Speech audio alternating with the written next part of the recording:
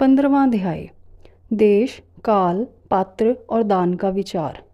ऋषियों ने कहा, समस्त पदार्थों के ज्ञाताओं में श्रेष्ठ सूत जी हमसे देश, काल और दान का वर्णन करें। देश का वर्णन। सूत जी बोले, अपने घर में किया देव यज्ञ शुद्ध ग्रह के फल को देने वाला है। गौशाला का स्थान घर में किए गए देव यज्ञ से 10 गुना, जबकि जलाशय का तट गौशाला से 10 गुना है। एवं जहाँ तुलसी, बेल और पीपल वृक्ष का मूल हो, वह स्थान जलाशय तट से भी 10 गुना महत्व देने वाला है। देवालय उससे भी अधिक महत्व रखता है। देवालय से 10 गुना महत्व रखता है तीर्थ भूमि का तट। उससे भी श्रेष्ठ है नदी का किनारा, तथा उसका 10 गुना उत्कृष्ट है तीर्थ नदी का तट।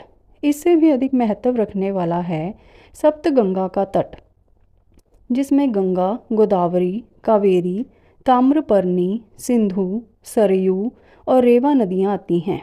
इससे भी 10 गुना अधिक फल समुद्र का तट, और उससे भी 10 गुना अधिक फल पर्वत चोटी पर पूजा करने से होता है। और सबसे अधिक महत्व का स्थान वह होता है जहाँ मन रम जाए। काल का वर्णन। सतयुग में यज्ञ, दान आदि से संपूर्ण फलों की प्राप्ति होती है। त्रेता में तिहाई, द्वापर में आधा, कलयुग में इससे भी कम फल प्राप्त होता है। परंतु शुद्ध हृदय से किया गया पूजन फल देने वाला होता है। इससे 10 गुना फल सूर्य संक्रांति के दिन, उससे 10 गुना अधिक फल तुला और मेष की संक्रांति में, तथा चंद्र ग्रहण में उससे भी 10 गुना फल मिलता है। सूर्य ग्रहण में उससे भी 10 गुना अधिक फल प्राप्त होता है। महापुरुषों के साथ में वह काल करोड़ों सूर्य ग्रहण के समान पावन है, ऐसा ज्ञानी पुरुष मानते हैं। पात्र वर्णन।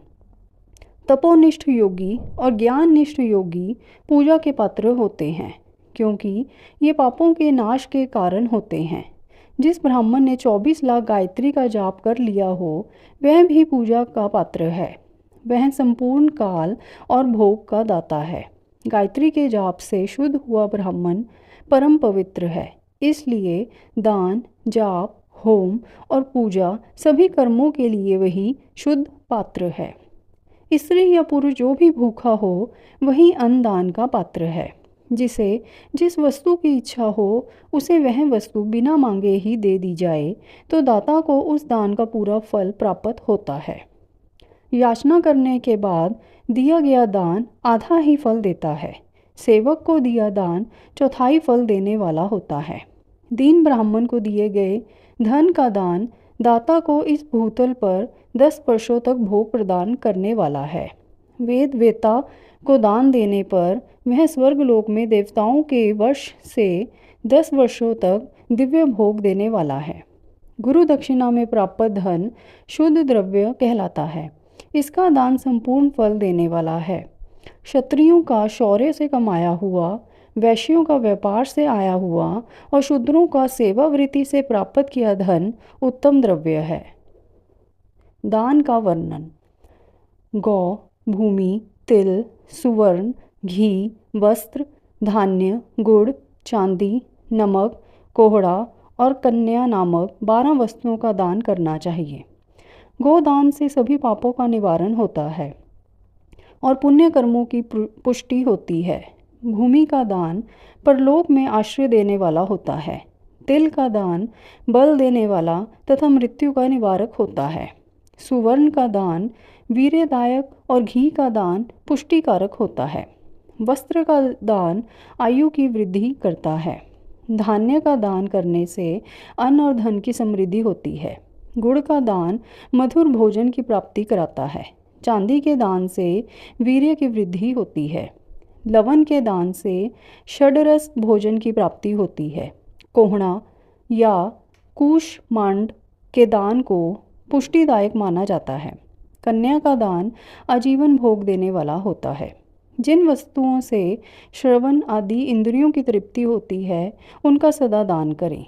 वेद और शास्त्र को गुरुमुख से ग्रहण करके कर्मों का फल अवश्य मिलता है।